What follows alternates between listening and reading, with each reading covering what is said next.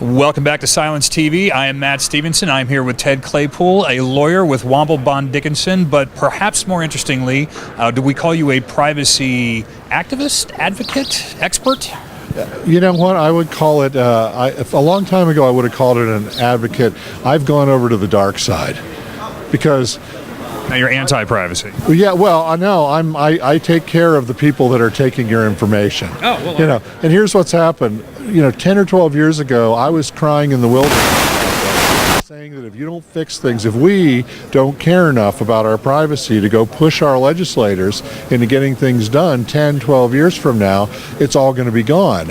And so in between that time, with 2 books, with 500 speeches, with 50 articles, I've been crying about this thing for a long time, and it's not happened. And the 10 years has passed, and still, everybody I care about will give away important private information for a 20% off Chipotle coupon, right? And so the problem really isn't the legislature in the U.S., the problem is us. We don't care enough. And so I've just stopped crying about it. I'm going over to the dark side. Well, yeah, you can only scold. Right, I'm helping people take your data and do things with it, but I'm no longer scolding people about what they ought to be doing. If they're not listening now, it's on them. Exactly. Now, we've seen there's so much of this in the news. We could do the whole fake news, hacking election, social engineering bits. But I think another thing that should be getting more oxygen is in the private side. And the businesses, they want this data, they need this data, they take this data because we give it away freely. Sure. Let's talk about that. I mean, what is out there? How easy is it to get? What can people be doing if you don't mind protecting them a little bit? Oh yeah, no. Well, I think a big part of it is being careful. Be careful who you talk to and where you go and what you do, particularly where you go online, and especially be careful with surveys. The more people start asking you questions, the less likely it is they're actually going to do something positive with it. And you saw with the Cambridge Analytica issue with Facebook, that was really the core problem, was that they allowed Cambridge to go in and take surveys of people. And so the more information that you voluntarily give out, the more people have about you. And here's the important thing to that, is the law basically looks at what we call personally identifiable information as a set of information, a specific list of information. In other words, your name combined with your account number. I mean, that's like what the state of California would look at as personally identifiable information. But the problem is, and what individuals need to know is, that's actually not what personally identifiable information is. I can identify you with a certain amount of information, no matter what it is. So in other words, personally identifiable information is a mathematical construct. If I have 6, 10, 12, 15 little bits of information about you, I can find out who you are. Yeah. And then I find out lots about you. I mean, a good example is MIT ran a study along with a Belgian university in which all they had were the GPS readings from people's telephones for a month. That was all. And they could name 92% of those people by name. Well, why? Because where do you go? You go home and you go to the office, and when you go home, it's registered somewhere who lives at that home. So, it's not that hard really. But the point, the scary version, that was the fitness tracking company that was accidentally giving away military sites. No, absolutely, and that's really the issue. I mean, what I find interesting about the fitness trackers is how many of them are now getting subpoenas from divorce attorneys who want to know.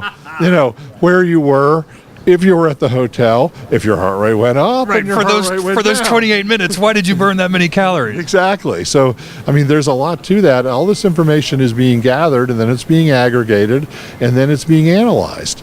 And so that's the issue. It's not that there's 1 or 2 or 5 pieces of information you need to be careful about. It's that you need to be careful about, in general, the amount of information you are giving people, especially people you don't know. Now, here's the hard segue. We're doing things differently in the United States than what we're seeing in Europe right now with GDPR. Right. What type of effect is that going to have there and here, and even the relationship between our country and European countries? Yeah, no, it's very interesting. Europe has a whole different way of looking at privacy than we do. The Europeans, as well as the Canadians and some others, feel that that the ability to keep your information private is a human right that belongs to you. The nerve. Right. Well, and we don't see it that way. I mean, we see it more like, the way that they see it is like valet parking, right? I mean, when you give your car to the valet, he's only allowed to do one thing with it: go put it away for you, and then come back with it. And that's the way it is in Europe. You give them their if you give your information so that they can, allow you to buy a set of shoes and ship them to you, that's what they're allowed to do with it. And then they have to get rid of it. But here, it's like if we told the valet, yeah, you don't have to actually return the car, and if you do, you can drive it to Oregon, but you can't drive it to Mexico, and we have Ferris Bueller moment. Exactly. So it's all over the place. Anyway, so Europe has had this set of rules for 22 years.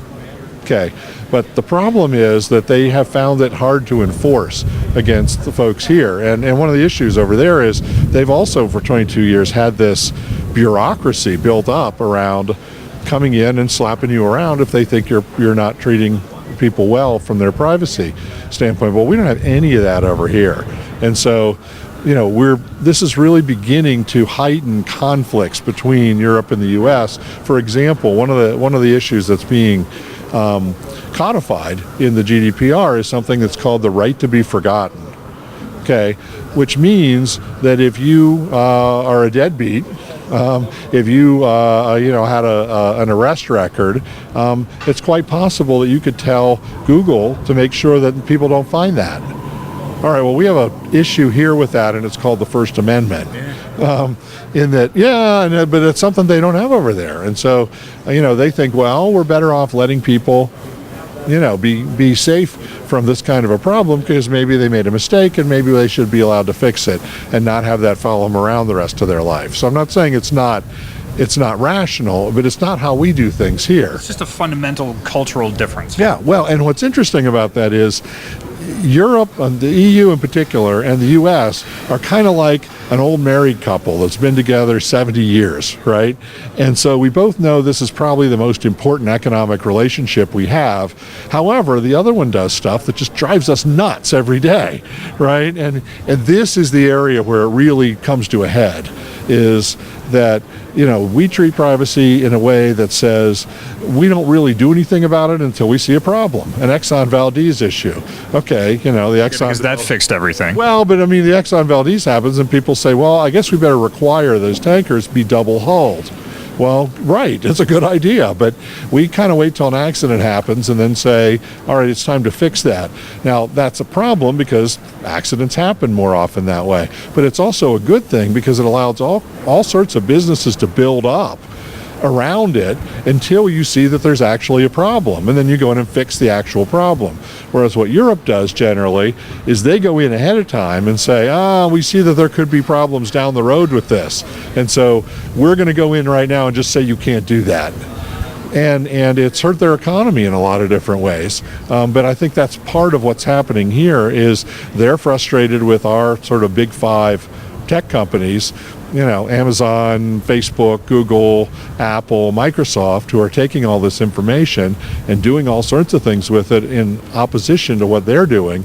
And I think they would like to slow that down somewhat. Now, the one other thing I have to say, though, in their defense, because I'm sounding bad about them, I mean, keep in mind that one of the issues is that they have a whole different view of data because their politics has been a lot different. Keep in mind that, for example, in the teens and the 20s, the Dutch were excellent at keeping records on everybody. Now, why do they do that? Because they wanted to make sure they fed the poor. They wanted to make sure that they had your religion down, because if you died intestate, they wanted you to be buried in the correct way for your faith. So, I mean, very, very good reasons. And so they had these records, and then when the Nazis came in, it changed a few things. And they used those records in an entirely different way. So most of Europe in the past 70 years has been under some sort of terrible regime at one point or another, whether it's the whole Eastern Bloc or the Portuguese fascist dictatorships. There's been this problem, and so they have a much more visceral feeling about privacy than we do because they've seen that you could die. I mean, you could be put in jail. You could have serious things happen to you because the government or someone else had private information about you. So that's part of why they're looking at it very differently. But it still doesn't help the fact that what they're demanding of U.S. companies is actually going to make U.S. companies much less profitable if they comply with it, and especially if they comply with it and then use those same rules for everybody else around the world. Could we give up a few dollars maybe to avoid data-driven Nazism or data-driven fascism, though? I would think so. Yeah, there's worse things. There's some people I'd talk to about that. So you mentioned the Exxon Valdez. I'm curious, what would be the data equivalent of that? Equifax happened. It doesn't feel like anything changed. Is it possible, or are we just so set now as a people with our social media, our devices in our hand, our ability to order things and get them overnight? No, I actually think you will see some changes based on Equifax. And you're going to see some changes based on what's happening with Facebook, too. And with Facebook, it's more of a platform that's actually growing up, that they're taking a look at it and saying, boy, we didn't realize that we actually could have this kind of an impact on society that we have. We need to start looking at things more responsibly. And if you want to be cynical about it, you could say we need to start looking at things more responsibly before we get regulated. Yeah. It's not just pictures of food anymore. Right. No, and there's a lot there, and they know that. So I think because of that, you are going to see some changes in the way Facebook does things because they're starting to realize that they're growing up. They have a bigger responsibility to us.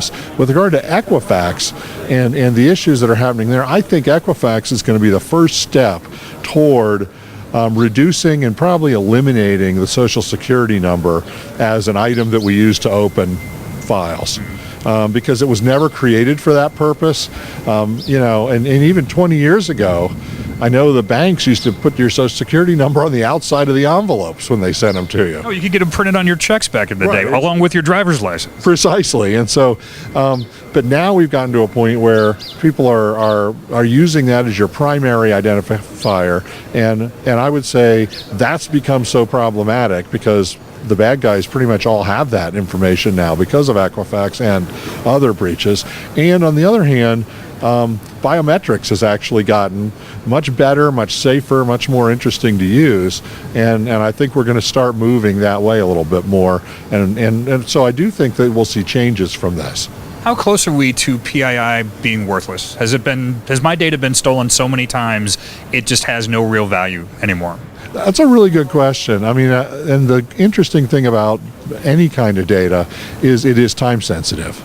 So, I mean, your name isn't going to change for a long time, and your picture is going to change, actually. I mean, look the same as you did when you were 18.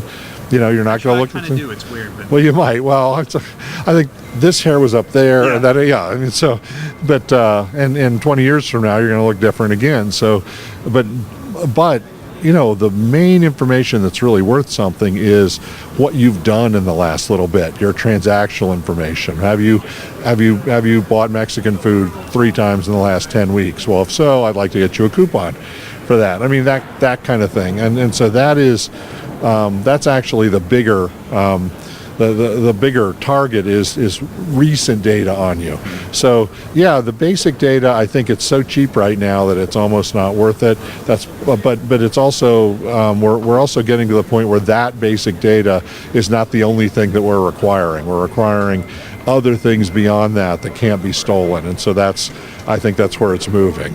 So for those that are looking for more information about what you've been up to, the books, GDPR, just all of these types of things, suggestions on where we can go. Yeah, absolutely. You can look for our book, Privacy in the Age of Big Data. You can come to our website at womblebonddickinson.com and my site US. We also have a UK group. Just come seek us out on the web because we're out there a lot. And another thing to look at is come to the bar associations because I'm very active in the American Bar Association business law section. We've got a lot of publications out there in that area, and there are a lot that will teach you really what you can do to protect yourself. And lawyers are actually pretty good at trying to make sure that information is out there.